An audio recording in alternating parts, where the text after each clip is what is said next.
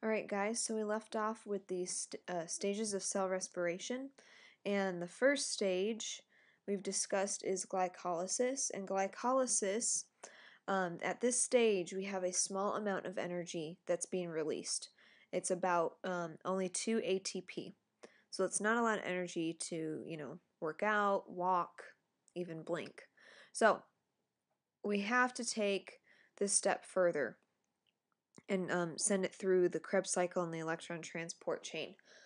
Because within pyruvic acid, we have about 90% of energy left that's from glucose. So, for those of you that we did not get to this point, basically, glucose is going to split and break down the middle, and we get 2 molecules, and they're 3 carbons each, and it's called pyruvic acid. Okay, and that will actually enter into the Krebs cycle. Okay, so the Krebs cycle is the second cycle, and we get a little bit more of energy extracted from that pyruvic acid, but still not too much. And in this cycle, it's another 2 molecules of energy, ATP made, and then we also get carbon dioxide released. And carbon dioxide, remember, is what we breathe out, what animals breathe out. So that's a waste. And then our last cycle is the electron transport chain, and this is where energy is really produced. Okay, at this point we are getting, we are getting 32 ATP molecules. That's a lot of energy. And we can get this much energy because we are using oxygen. So oxygen is going to be breathed in by us, and that itself can allow us to get those 32 molecules of ATP energy. And it's because oxygen is a very powerful electron acceptor. Now, the two the two cycles, the Krebs cycle and the electron transport chain, those two mechanisms are aerobic respiration. And by aerobic, we're talking about respiration in the cell that requires oxygen. So in the presence of oxygen, the Krebs cycle and ETC will occur, and that is called aerobic respiration. And these both happen within the mitochondria.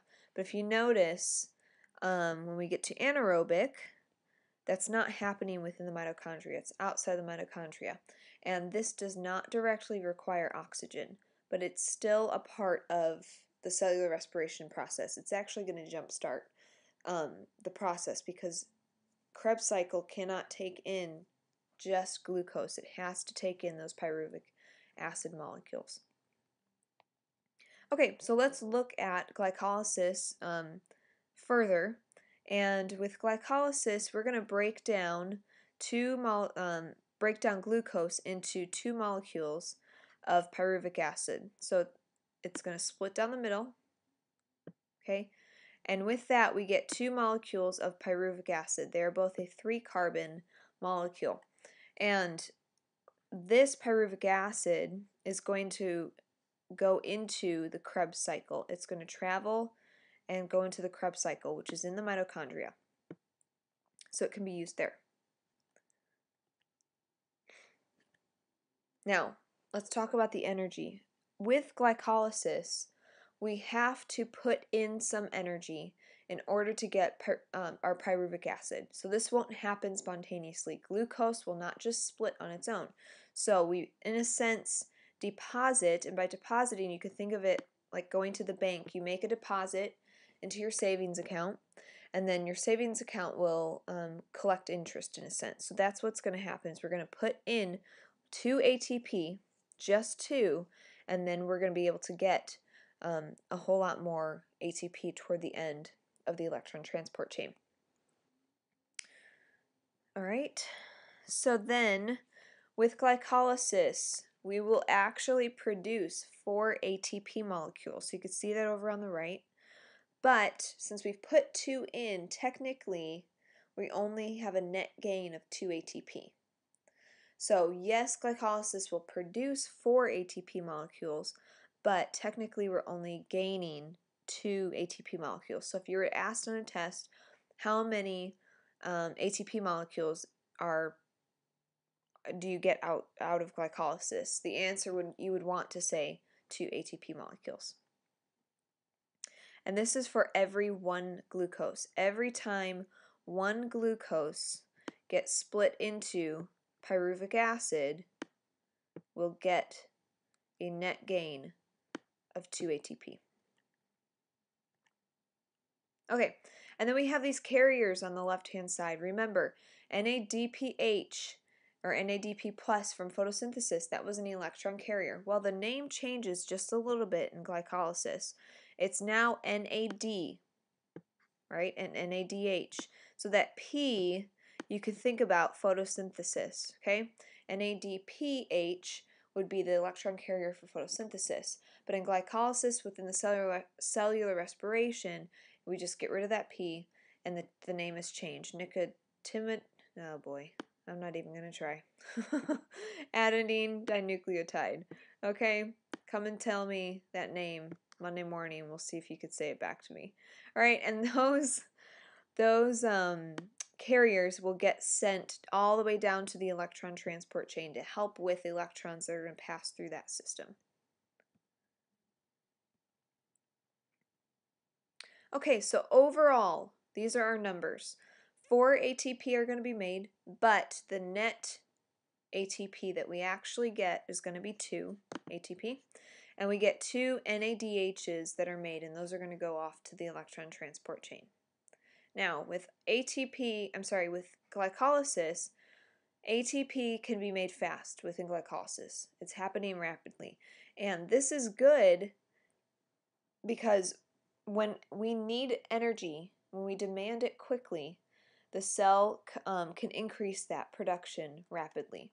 And we don't need oxygen, so we can quickly supply energy to the cells when oxygen is unavailable. Now, we have 2 processes within glycolysis, and I've mentioned them to you guys in class. And the first one is called alcohol fermentation. This is within the process of glycolysis, and it requires no oxygen. So what happens, let's see, let me get my pen. Sorry. So we have the same process happening up until this point. Okay, we're going to only look at the left-hand side for now. So this is what I've just taught you. This is the process of glycolysis. Now, when we're not in the presence of oxygen, okay, if we're in the presence of oxygen, we're going to go to the Krebs cycle. But since we are not, what happens is that we have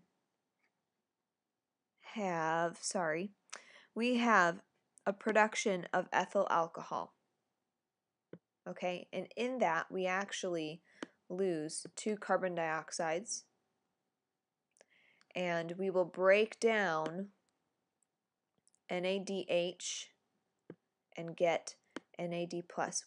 Remember, if we break a bond, we're getting energy. So that's providing some energy so that we can make this ethyl alcohol. Now, this cycles back. NAD+ is going to cycle back. So now glycolysis can happen again and again and again and again because we don't have oxygen. NADH is the primary place for energy to be inputted.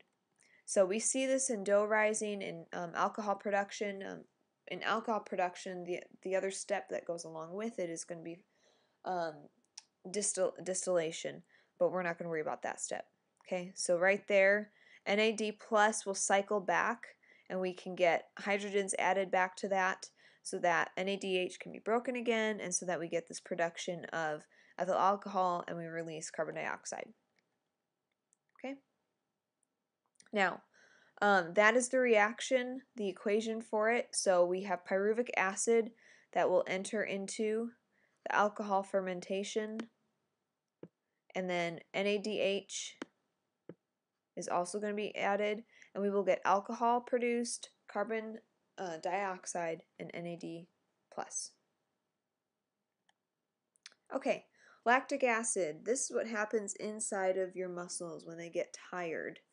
Alright, so lactic acid, again, no oxygen is present, and this happens in your muscles. ATP is built up by this process, but it's not in the presence of oxygen. It's actually in the presence of that NADH.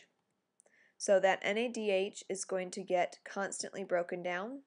NAD plus will cycle back and hydrogen will come and attach to it, and then you can go ahead and break that NADH bond again, and so we keep getting ATP formed.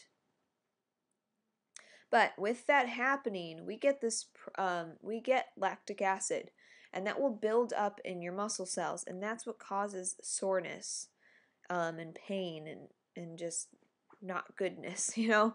If you're an athlete, you know what this feels like. Even yesterday, that burning sensation that you got in your arms was lactic acid building up. So there's your equation. Pyruvic acid plus NADH looks just like alcohol fermentation, but the products at the end are different. For lactic acid fermentation, you're going to get lactic acid and NAD+. Okay, so let's take a look at energy and exercise. For short, quick bursts of energy, the body's going to use ATP that's already within muscles, as well as ATP that's made by lactic acid fermentation.